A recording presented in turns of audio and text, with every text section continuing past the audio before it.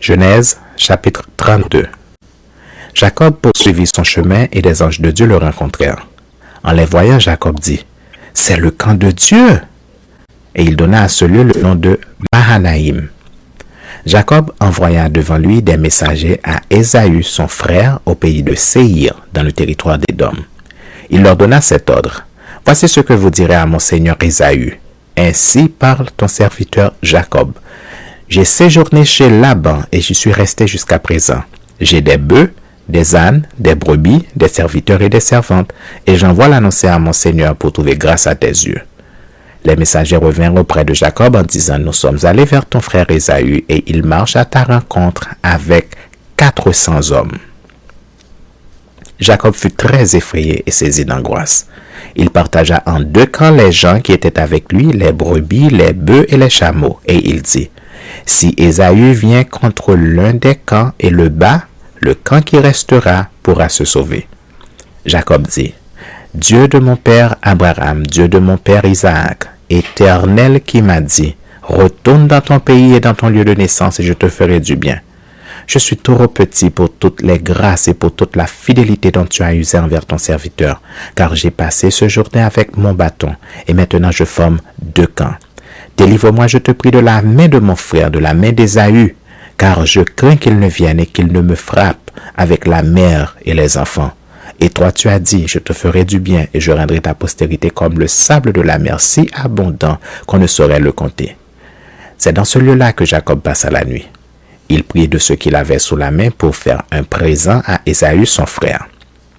200 chèvres et 20 boucs, 200 brebis et 20 béliers, 30 femelles de chameaux avec leurs petits qu'elles allaitaient, 40 vaches et 10 taureaux, 20 ânesses et 10 ânes.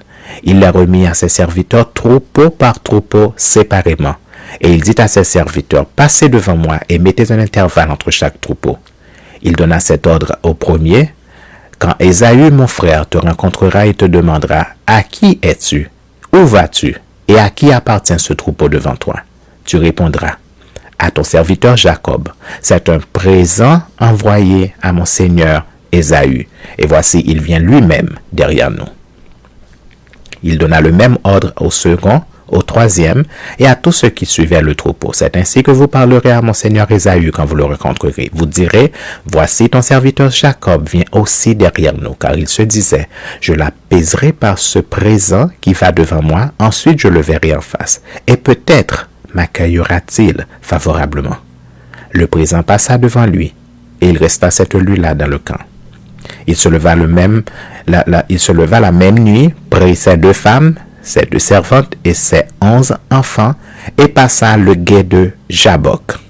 Il les prit, leur fit passer le torrent, et le fit passer à tout ce qui lui appartenait. Jacob demeura seul. Alors un homme lutta avec lui jusqu'au lever de l'aurore. Voyant qu'il ne pouvait le vaincre, cet homme le frappa à l'emboîture de la hanche, et l'emboîture de la hanche de Jacob se démit pendant qu'il luttait avec lui.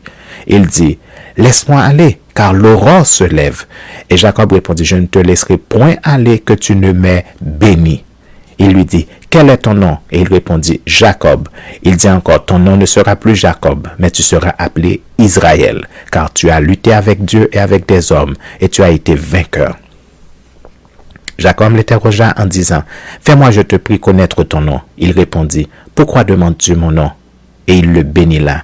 Jacob appela ce lieu du nom de Péniel, car dit-il, « J'ai vu Dieu face à face, et mon âme a été sauvée. » Le soleil se levait lorsqu'il passa Péniel.